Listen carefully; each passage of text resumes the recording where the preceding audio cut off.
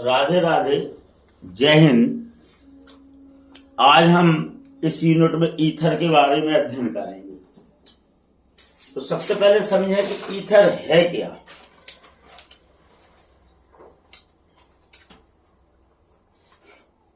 तो जब oxygen atom या ग्रुप से दो एल्किल ग्रुप आर आर जुड़े हुए होते हैं तो इसे ईथर कहते हैं। आर एल्किल मतलब methyl, ethyl, propyl, butyl, pentyl. जैसे CH3O CH3, CH3O C2H5, C2H5O C2H5, CH3O C3H7। ये हुआ ईथर के एग्जाम्पल। इसका नाम dimethyl ether, methoxy methane, IUPAC नाम। इसका नाम एथिल मतलब ई पहले आता है, एम बाद में आता है अल्फाबेट में। तो ethyl methyl ether, methoxy ethane. इसका नाम die ethyl ether, ethoxy ethane. इसका नाम methyl propyl ether, methoxy propyl. अब ईथर कितने प्रकार के हुए? नंबर 1 ये दोनों, नंबर 2 ये दोनों, एक नंबर 1 और ये 2 नंबर। जिनमें एल्किल ग्रुप समान होते हैं उसे सममित ईथर बोलते हैं, सिमेट्रिक। और जिनमें एल्किल ग्रुप अलग अलग हों उन्हें असम्मित ईथर कहते हैं, असिमेट्रिक ईथर। तो ईथर क्या है और ईथर कितने प्रकार के हैं, ठीक ना। अब ईथर में समावयता, ईथर में समावयता या आइसोमेरिज्म एक प्रकार की, और ये सब कहलाएंगे कौन से? Aromatic ether, sorry aliphatic ether. Aromatic ether में CH3O बेंजीन रिंग या दोनों ओर एरोमेटिक कंपाउंड बेंजीन हो तो ये कहलाएंगे एरोमेटिक डाइफेनिल ईथर या मेथिल फेनिल ईथर। तो एक प्रकार से सम्मित और असम्मित, कौन से वाले में? एलिफेटिक वाले में। और ये हो गए एरोमेटिक ईथर। अब ईथर में आइसोमेरिज्म या समावयता, तो मुख्य रूप से इसमें 2 प्रकार की समावयता पाई जाती है ईथर में। सबसे पहले फंक्शनल ग्रुप आइसोमेरिज्म या क्रियात्मक समूह। क्रियात्मक समूह के परिवर्तन के कारण, अलग अलग होने के कारण इनके मॉलिक्यूलर फार्मूला समान हो, स्ट्रक्चर फार्मूला अलग अलग हो, इस प्रकार की समावयता को क्रियात्मक समावयता कहते हैं फंक्शनल ग्रुप के कारण। जैसे CH3O CH3 ईथर है। अब यहीं पर देखो आप, CH3 CH2OH एथिल एल्कोहल। दोनों में कार्बन की संख्या 2 है हाइड्रोजन 6 हैं, ऑक्सीजन 1। मॉलिक्यूलर फार्मूला दोनों का समान है समान। फंक्शनल ग्रुप अलग अलग होने के कारण इनके स्ट्रक्चर फार्मूला अलग हैं। तो यह कहलाती है क्रियात्मक समूह समवायता या फंक्शनल ग्रुप आइसोमेरिज्म। दूसरी प्रकार की मध्यावैती समवायता मेटामेरिज्म आइसोमेरिज्म। यहां पर देखें आप CH3 CH2O CH2 CH3 diethyl ether. यहां पर CH3O CH2 CH2 CH3।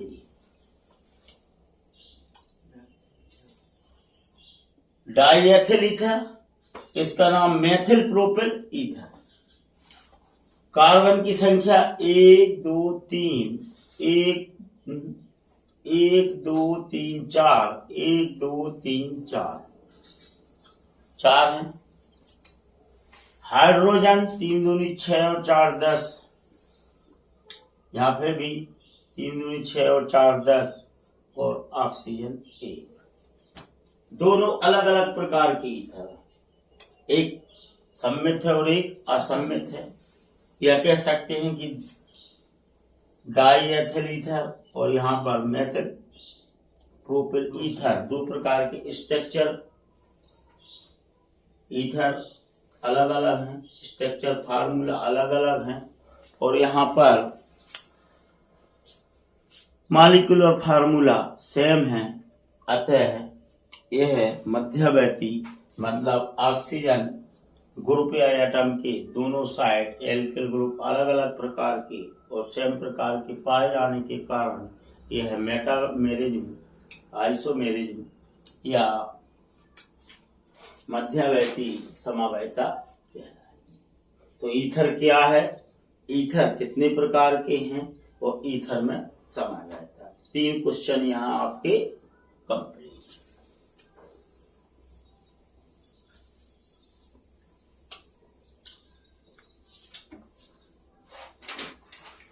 अगला क्वेश्चन, ईथर बनाने की विधि। ईथर बनाने की विधि। एल्कोहल के निर्जलीकरण से, एल्कोहल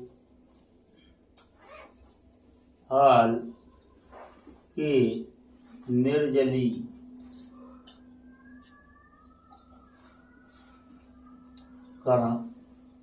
से या इसे विलियमसन सतत ईथरीकरण, विलियमसन सतत ईथरीकरण या एल्कोहल के निर्जलीकरण से ईथर बनाने की मेथड है, विधि है।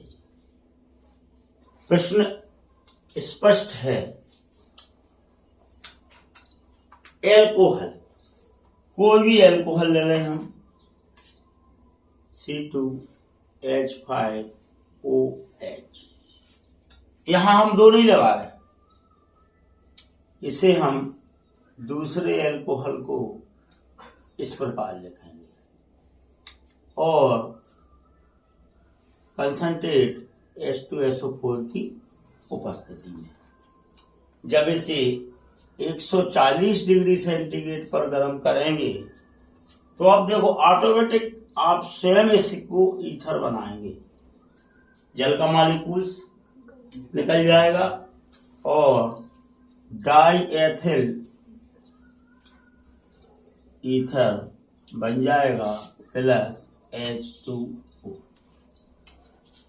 मतलब एल्कोहल को जब कंसंट्रेट H2SO4 की उपस्थिति में 140 डिग्री सेंटीग्रेड पर जब रिएक्शन कराते हैं तो हमें डाइएथिल ईथर प्राप्त होता है। ये हो गया एल्कोहल के निर्जलीकरण, मतलब एल्कोहल में से जल का मॉलिक्यूल्स निकाल। नंबर दूसरी रिएक्शन है विलियमसन संश्लेषण अभिक्रिया। ये आप पहले भी पढ़ चुके हैं। विलियमसन संश्लेषण अभिक्रिया में एल्किल हैलाइड और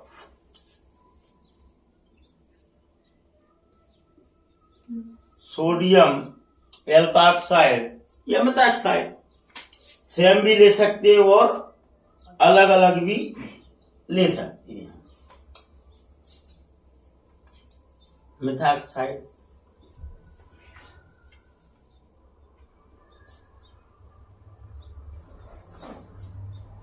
क्या निकलेगा? NaCl CH3O CH3 plus NaCl। यह मुख्य रूप से अलग अलग प्रकार के एल्किल ग्रुप वाले ईथर बनाने की भी मेथड है। यहां हम ले लें C2H5Cl प्लस NaOCH3।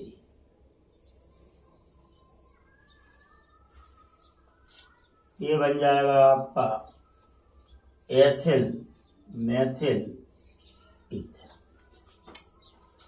तो पहली क्या थी? एल्कोहल के निर्जलीकरण से, जिसे हम विलियमसन सतत ईथरीकरण कहते थे।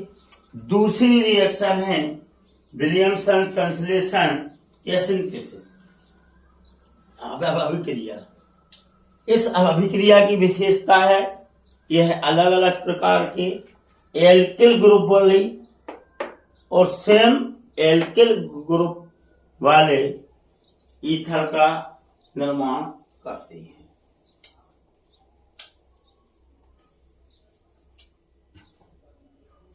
अब अगला क्वेश्चन है प्रयोगशाला में ईथर कैसे बनाएंगे? प्रयोगशाला में ईथर कैसे बनाएंगे? तो पहले हम रासायनिक विधि, फिर फिगर या चित्र बनाएंगे और फिर उसका वर्णन करेंगे। तो सबसे पहले हम एथिल एल्कोहल लेते हैं। इसकी अभिक्रिया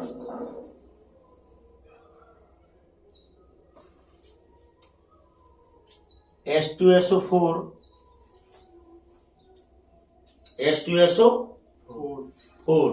सल्फ्यूरिक अम्ल के साथ कराएंगे 100 डिग्री सेंटीग्रेड पर। कितने पर?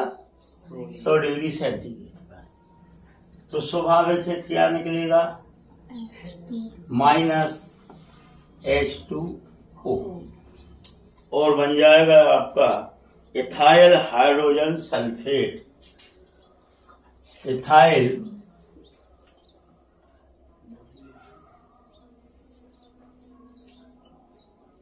हाइड्रोजन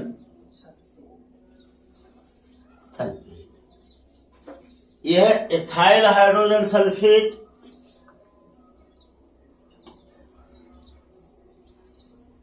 दूसरे मॉलिक्यूल्स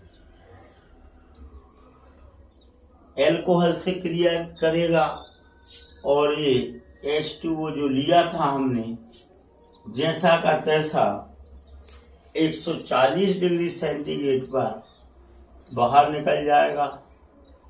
यहां लिया था, ये बाहर निकल गया और आपका C2H5O C2H5 ईथर बन जाएगा।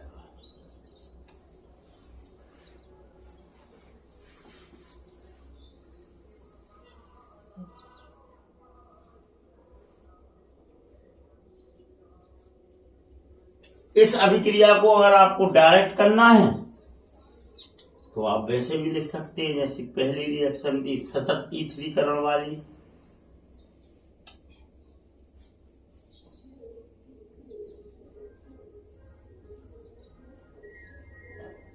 H2SO4 प्लस 140 डिग्री सेंटीग्रेड, तो ये बन जाएगा आपका C2H5O C2H5 प्लस H2O। समझे कि नहीं? ये इसकी मैकेनिज्म टाइप से हो गई।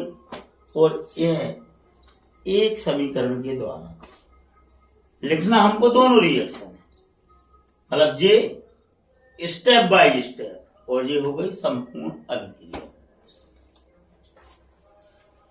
अब इसका वर्णन हम करेंगे तो 100 ml लेंगे क्या एथिल अल्कोहल, कितना लेंगे 100 ml, और 50 ml लेंगे H2SO4, और सेंट ऊष्मक पर इसे हम 100 से 140 डिग्री सेंटीग्रेड पर गर्म करेंगे। तो अब चित्र बनाते जाओ, वर्णन करते जाओ कि एक गोल बॉटम फ्लास्क या गोल पैनी के फ्लास्क में सेंट ऊष्मक, रेत वाले ऊष्मक पर रखकर स्टैंड से में इसे सेट कर देते हैं।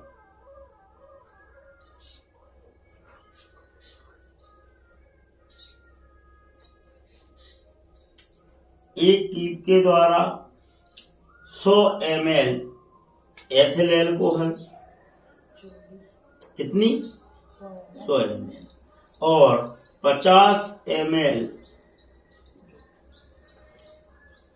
H2SO4 concentrate